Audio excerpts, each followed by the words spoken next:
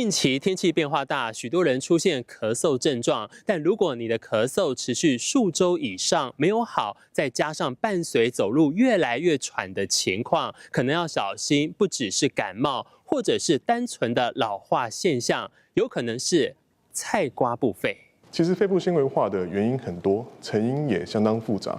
首先，最主要的是环境与职业暴露是重要的因素。长期吸烟或者是工作中吸入金属粉尘、木屑、有机粉尘，甚至石棉与二氧化硒等为例，都会对肺部造成慢性伤害。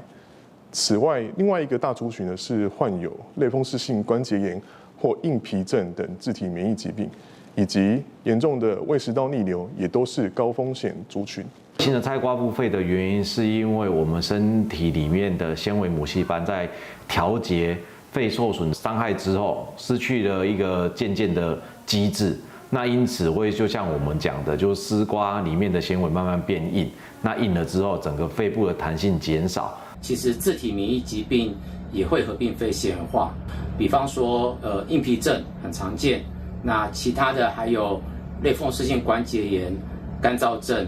还有发炎性肌炎，就是我们常听到的多发性肌炎或是皮肌炎。所以患者们如果有发现做一些日常生活的事情，就会喘，就会咳嗽，甚至容易感到虚脱无力，就要小心。肺纤维化的成因包括环境暴露或是结缔组织疾病、药物的毒性，而特发性的肺纤维化是指肺部产生纤维组织，造成肺部许多疤痕，会使肺部氧气进入血液中的功能下降。常见的症状包括咳嗽、呼吸喘、疲惫，它是一种慢性、渐进性、不可逆的纤维化间质性肺炎。随着年龄的上升和增加，好发的族群就是50岁到70岁的族群。好，那在50岁以下比较少发现。好，那像是在这个病例的话，常见于男性，好，然后有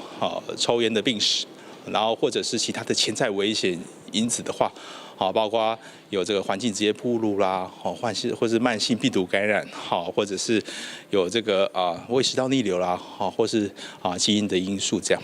菜瓜布肺是一种原因不明的肺纤维化，好发在50岁以上男性有吸烟史的人。常见症状包括长期咳嗽、活动就喘、容易疲倦。它是一种慢性会持续恶化的疾病，如果没有治疗，肺功能会快速的恶化，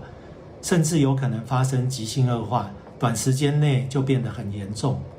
好消息是，现在已经有抗纤维化的药物可以用来帮助延缓病程，像是 Nintedanib、Pirfenidone 这2种药物都能减缓50%左右的肺功能下降速度，也能有效降低急性恶化的风险。遗传基因以及老化也是不可忽视的因素，在临床上仍有许多患者找不到确切的原因。我们正常人的肺部其实是相当柔软的，你可以想象像一个海绵一样，可以透过这样压缩的过程中进行气体交换。但是如果肺部在经过长时间的发炎之后，肺部可能会从海绵的形状变成有点类似像蜂巢的形状，它会变得非常的僵硬，没有办法有收缩这样子的功能，所以在气体交换方面会大幅的下降，这样可能就会造成病人本身会出现呼吸困难，运动之后就可能会很喘。肺纤维化虽然是不可逆的疾病，但早期发现与规律追踪是扭转病情的关键。特别是在长期吸烟者、有家族病史或者是自体免疫疾病的民众，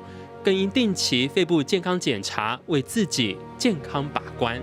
TVBS 新闻陈如环、李建伟、蒋志伟台北采访报道。